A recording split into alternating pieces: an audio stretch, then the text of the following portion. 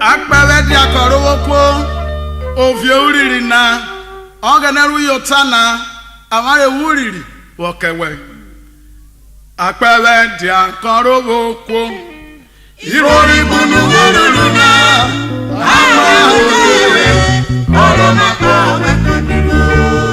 Aromero tinu nena ayiri bunu ururu aromako Osiwuwe na bori wigwe ayiri bunu ururu Akpevwe uriri All wise God, the Father that has the power of the whole world, take dominion, take praise, take glory, because you are the all great God. Music.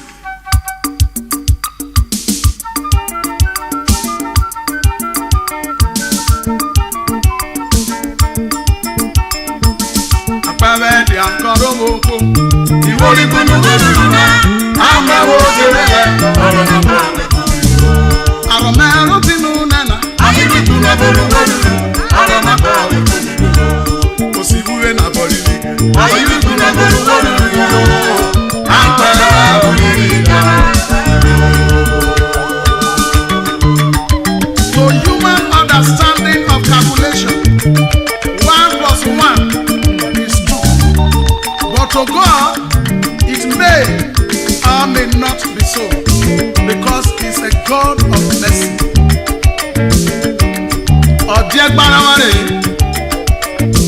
ejawuri Rowohwo na Akpevwe dia Rowohwo Akpevwe dia Rowohwo iwori bunu uruna amawo jerele Aromero tinu na ayiri bunu ururu aromako Osiwuwe na bori wigwe ayiri bunu ururu Akpevwe uriri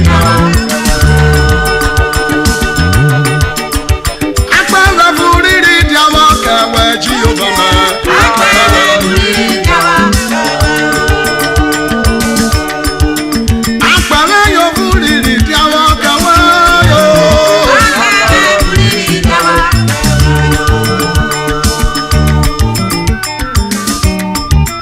Life is a gift from God.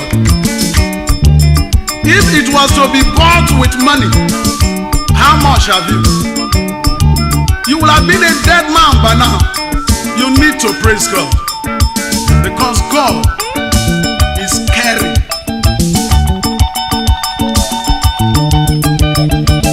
Akpevwe dia Rowohwo ayiri bunu uruna amawo jerele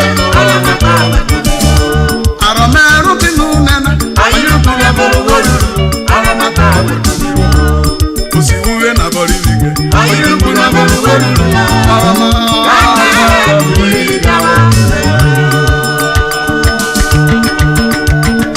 Let's praise it with our hands. Let's praise it with our dance. Come on, let's go together. Praise it, praise it.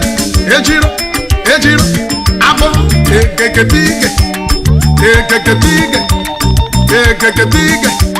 Abo no bido, solo ti abo arere maroru ibre.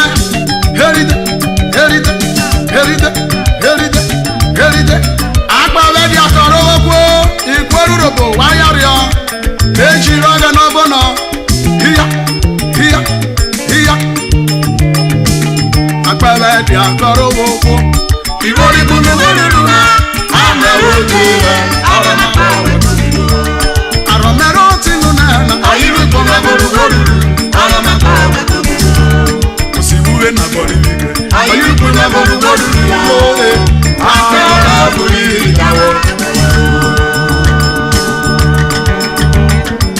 God never treats us the way we are. That is why the scripture says in Psalm 30 verse 1, verse 4 and verse 5, the Bible says, I will extol thee, O Lord Almighty, for thou hast lifted me on high, and have not allowed my foes to rejoice over me. Glory, honor be to your name. And verse 4 says, sing praises to the Lord, O ye his saints, and give thanks to his holy name. Verse 5 says, for his anger is but for a moment, and his favor is for lifetime. Because weeping may tarry but for a night, but joy cometh in the morning. Akpevwe di Rowohwo, ìròrí gbùnú na amẹ́wòjé ọ̀rọ̀ náà bọ̀ wẹ́kọ̀ bímọ. Àrọ̀mẹ́rún ti nù nẹ́nà. Ayírí gbùnú bọ̀lúbọ̀lú ọ̀rọ̀ náà bọ̀ wẹ́kọ̀ bímọ. Kò sí wúwe náà bọ̀lú bíbí. Ayírí gbùnú bọ̀lúbọ̀lú ọ̀rọ̀ náà ọ̀gẹ́nẹ̀ bọ̀. Akpevwe buriri di awọ kawe ọ̀gẹ́nẹ̀ mẹ́.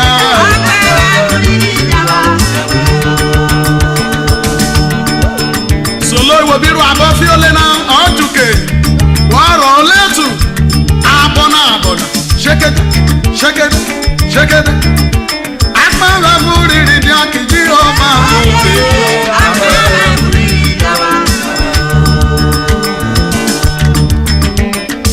abona yobido Elizabeth makoga nujiro hey Akpevwe buriri di akoga na-eme yoye. Akpevwe buriri di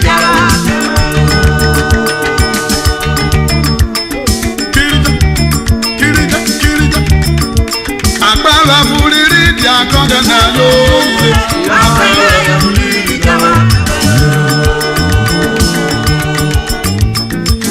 Sorry Morganeta take cross with Jawana.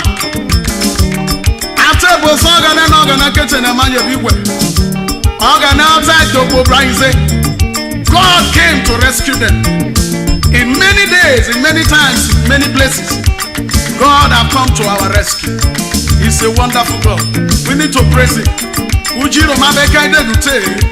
The praise is not enough, because there is a hymn that says, 1,000 eternity is too short to praise Him. Akpevwe di Rowohwo, ìròrí gbùnú na amẹ́wòjé ọ̀rọ̀ náà bọ̀. Àrọ̀mẹ́rún ti nù nẹ́nà, ayírí gbùnú abọ́lúwòrú ọ̀rọ̀ náà bọ̀. Kò sí wúwe náà bọ̀ níbi, ayírí gbùnú abọ́lúwòrú. Akpevwe buriri di Akpevwe buriri di akọ̀gẹ̀dẹ̀ mẹ́rin. Also love when Akpevwe buriri di akawa.